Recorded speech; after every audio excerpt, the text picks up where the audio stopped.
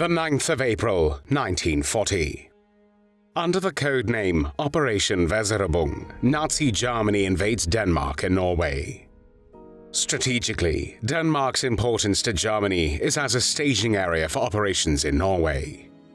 In Norway, Germany seeks to secure naval bases for use against the British fleet in the North Sea, and to guarantee vital iron ore shipments from neutral Sweden, on which Nazi Germany is dependent. While invasion of Denmark lasts less than 6 hours and is the shortest military campaign conducted by the Germans during the war, Norway surrenders to Germany only after 2 months on the 10th of June, 1940.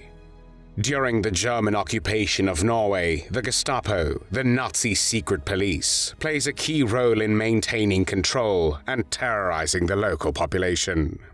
Of the Norwegians who support a Norwegian far-right political party, the National Samling, relatively few are active collaborators. Among the most notorious of these is a group of around 50 to 60 informants who infiltrate the Norwegian resistance, hence managing to capture and murder many of its members. One of the central figures in espionage and torture within this group is Aksel Julius Mære. Aksel Julius Mære, one of 6 children, was born on the 26th of November 1897 in the village of Sparbu in Norway. In addition to his work as a railway worker and agricultural laborer, Mære also worked in other professions such as watchmaking, hairdressing, and carpentry. He married Clara Roel, who was 3 years younger than him, and they had 7 children. Having maintained its neutrality during the First World War, Norwegian foreign and military policy since 1933 was largely influenced by fiscal austerity, pacifism, and a doctrine of neutrality, on the assumption that there would be no need to bring Norway into a war if it remained neutral. These 3 factors met resistance as tensions grew in Europe in the 1930s, initially from Norwegian military staff and right-wing political groups, but increasingly also from individuals within the mainstream political establishment, and it has since come to light by the monarch King Haakon VII behind the scenes. By the late 1930s, the Norwegian parliament had accepted the need for a strengthened military and expanded the budget accordingly, even by assuming national debt. As it turned out, most of the plans enabled by the budgetary expansion were not completed in time. At the start of World War II in 1939, Norway, like all of Scandinavia, gained new strategic importance for Germany. Erich Raeder, the head of the German Navy from 1939 to 1943, was concerned about maintaining German naval access to the North Sea and the Atlantic Ocean via naval bases on the Norwegian shoreline. In December 1939, first Raeder, then Hitler met with Vidkun Quisling, the leader of the Norwegian fascists, who suggested the British were planning to move into Norway for their own strategic needs. Alarmed, Germany began planning Operation Weserübung, the invasion of Denmark and Norway, which under General Nicolaus von Falkenhorst began on the 9th of April 1940. 2 months later, on the 10th of June 1940, Norway fell to Germany. About 300,000 Germans were garrisoned in Norway for the rest of the war. By occupying Norway, Hitler had ensured the protection of Germany's supply of iron ore from Sweden, and had obtained naval and air bases with which to strike at Britain. Following the invasion, a diverse range of resistance activities emerged, including both organized groups and spontaneous civilian efforts.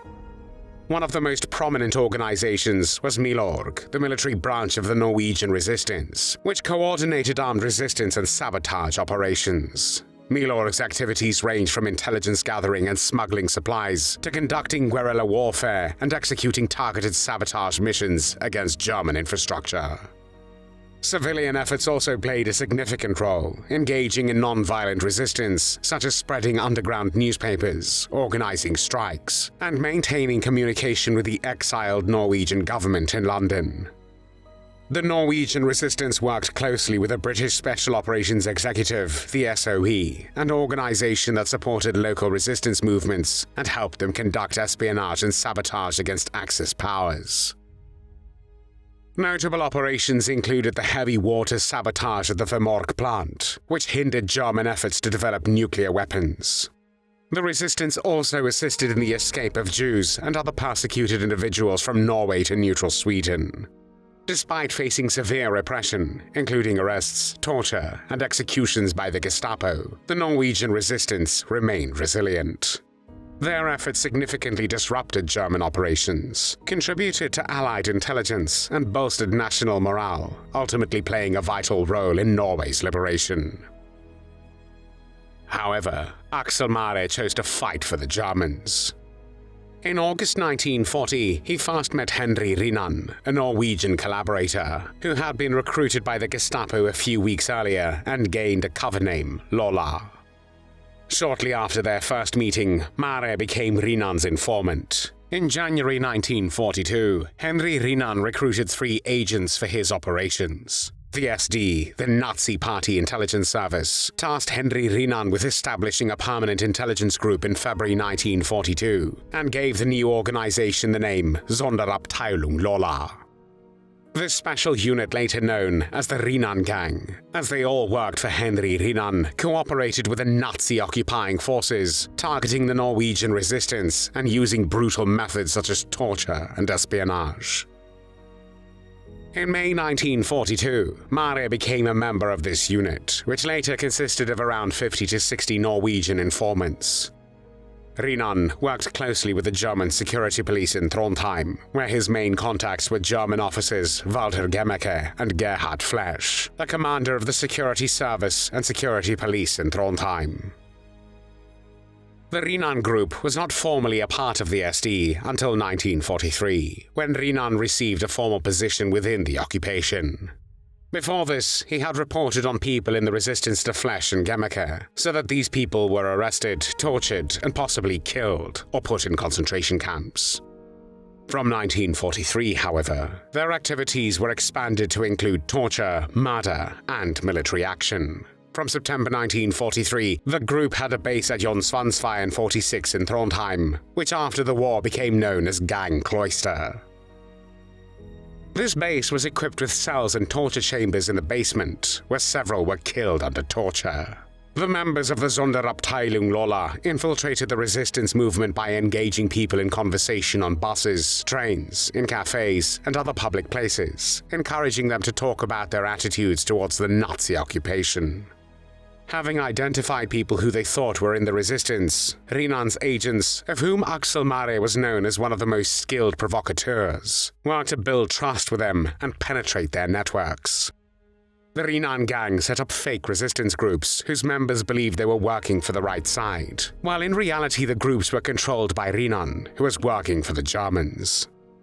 These kinds of infiltration operations, to expedite action and subsequently arrest the suspects, were called provocation business. Rinnan even called this a game in the negative sector. Rinnan operated with impunity and almost no interference from his German taskmasters, often using murder and torture as sanctioned means. It is estimated that this led to several hundred people being tortured and more than 80 people being killed. Among their victims were also women. Among Rinnan's people were so-called positive and negative agents. The positive agents knew they were working for the Germans, but the negative agents believed they were on the side of the resistance.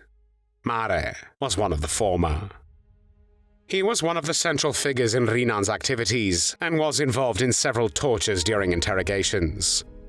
Maere was known for his keen intelligence and espionage activities, during which he and other Norwegians traveled around the farms in the villages to gather information. The Second World War in Europe ended on the 8th of May 1945 with the unconditional surrender of Nazi Germany. After Germany's capitulation, Rinnan made a hopeless escape with helpers and hostages. His men put on German soldiers' uniforms under their outer clothing in order to be able to mix with soldiers who were to be sent home to Germany. However, on the 15th of May, they were found by Norwegian police troops and arrested.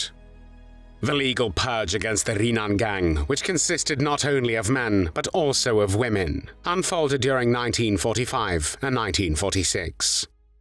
While many female members were sentenced to prison terms of up to life imprisonment, 10 men, including Aksel Maere, were executed. Mære was sentenced to death for a number of crimes, including assault with a dangerous instrument.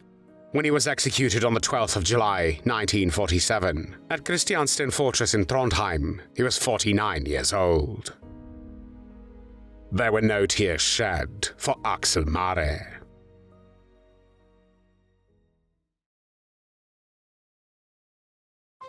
Thanks for watching the World History channel.